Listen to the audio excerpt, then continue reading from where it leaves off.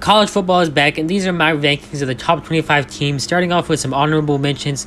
Oklahoma is a team that I don't understand. I think Gabriel is fine. Their defense improved. They're no longer just an offense-only school. Obviously, Lincoln Riley has been out for over a year now, and they could win 10 games, or they could lose 49-0 to UT again. Similarly, I don't understand the hype around Wisconsin this season. I understand they returned 8 starters defensively and have a new offensive system, but I can't see them being more than a running school. Even last year, they were only 5th in the Big Ten in rushing yards a game, and their defense wasn't anything to get excited about, really.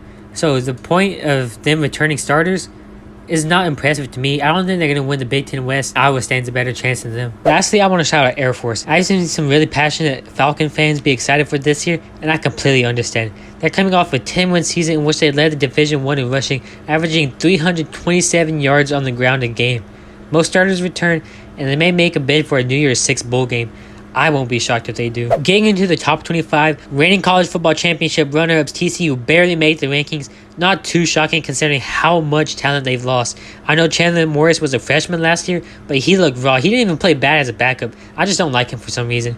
But TCU shall be fine. They didn't win the Big 12 last year. They probably won't win it this year. And we'll see if they can even beat Colorado in their season opener. Another hype team this season is the Texas Tech Red Raiders. I've seen a lot of TikTok posts about them, and I know their fans are really hopeful after a year of beating Texas. I just think their sort of air raid offense isn't capable of winning many games this year. It's a little bit outdated. Iowa had one of the most boring games last year, beating South Dakota State 7-3. Hopefully they upgrade from Petras. Give back to Mara the start, please. I love seeing him play for Michigan when he had the chance. Joe Labas can play a little bit too. Just don't be so boring. I can't stand watching Iowa games. They have Pittsburgh Steelers colors, and they honestly play sort of like them. Steelers had the worst offense like the NFL last year. What a comparison that was. But a team who's rising up the ranks is Tulane. Tulane is rising up the ranks in recruiting in the deep south of Louisiana, and they are more respected as they should be. We'll see if this big team can make another New Year's Six bowl game. And I said big twice because watching them, their linemen are huge. Like, I was shocked how big they are. What are you talking about, man? Cam Rising was turning to a worse Utah roster. I do think they are a team on the decline, similar to Auburn when Bo Nix was seen as a Heisman candidate when he was there. But the roster around him just wasn't good enough, and Auburn wasn't winning games. And now look at them. They're not even a threat in the SEC anymore. And I don't think Utah is a threat in the Pac-12 at all this year. I really don't like Drake May, but I can't deny his talent. Last year, he was in the Heisman race for a good chunk of the season, and I just think he was overrated. In the end of the year, he just played completely bad. I think Devin Leary is better, honestly. North Carolina was better with Sam Howell. Travis Shaw is exciting. You know, UNC football may be a dark horse in the ACC this year. Oregon was a team who showed out on signing day. I came back to win a championship. I'm super excited for Ole Miss to have a good year. Jackson Dart should be situated by now, but their schedule is a hard 6-6 season. Spencer Rattler is back for a 5th season, and this Gamecock team is really scary. I love Rattler so much. He's been a top 3 quarterback in my eyes for 4 years now. Everyone needs to stop sleeping. They shouldn't be surprised when South Carolina beats Clemson this year. Every year they get close, and the whole country likes to act surprised. When South Carolina is a deeper team than Clemson, they're the only team who can stop Clemson from going 12-0. Reigning Big 12 champions got blown out by Alabama in the Sugar Bowl last year and are definitely a tier below. They likely won't make a New Year's Six bowl again, but their football program is here to stay. Making the top 15 is Oregon State. Similar to Kansas State, they're a school whose football program is back, and with a better roster than last season. Fans shouldn't be surprised when they win 10 games again. Notre Dame is the first team in these rankings who have already played, and man, they destroyed Navy 42-3. Sam Hartman looked really nice to transfer from Wake Forest. He's always been. You know, and one of the things about him was Wake Forest had the best receivers, so he got carried. But that is not the case, as he just showed out with Notre Dame. And, you know, Joe Alt may be their best player, but they have a lot of freshmen on the team now. And Notre Dame might actually be good this year, as opposed to last year, which was definitely disappointing, similar to Texas A&M. And speaking of Texas A&M, they were the 13th best team in all of college football, following an extremely disappointing season, which included a loss to Appalachian State. Texas A&M made necessary coaching changes to hopefully avoid wasting a roster full of beasts who are capable of making the college football playoff. With the recruits they have, they should be winning games, and they need to, otherwise everyone's just going to transfer. Tennessee may be even better than they were last year.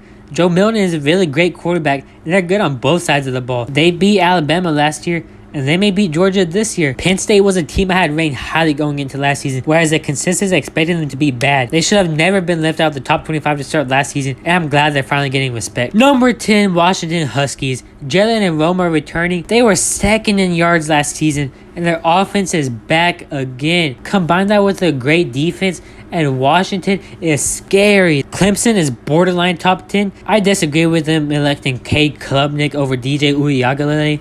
I really don't like him. I don't like Cade.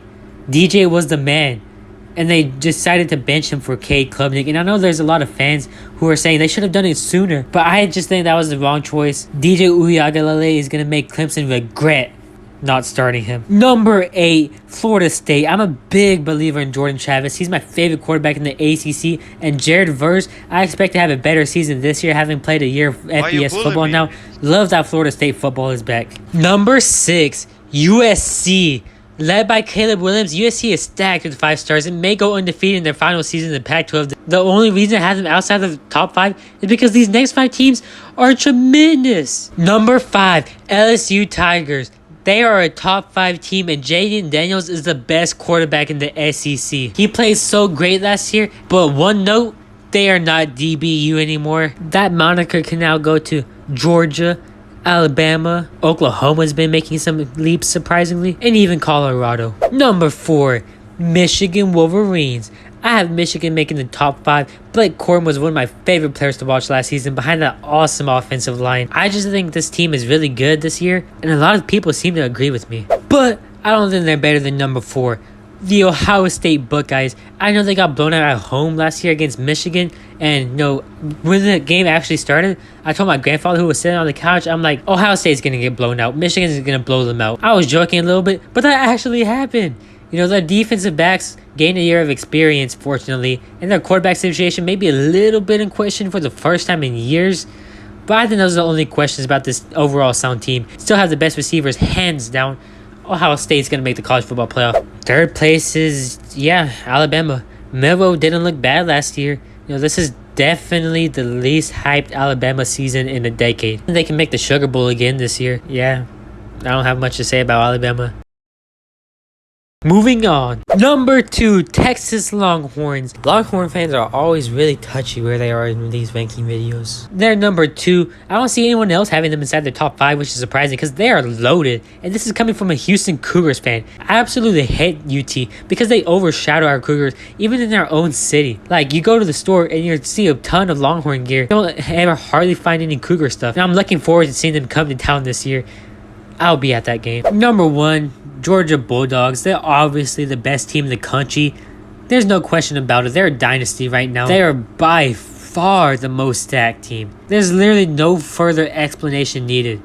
Do I think they're going to three-peat? You'll hear my thoughts in a video coming out this week. But these are my top 25 rankings. If you enjoyed the video, leave a like. Comment your rankings, as I want to hear from as many of you as possible. I'll see you tomorrow.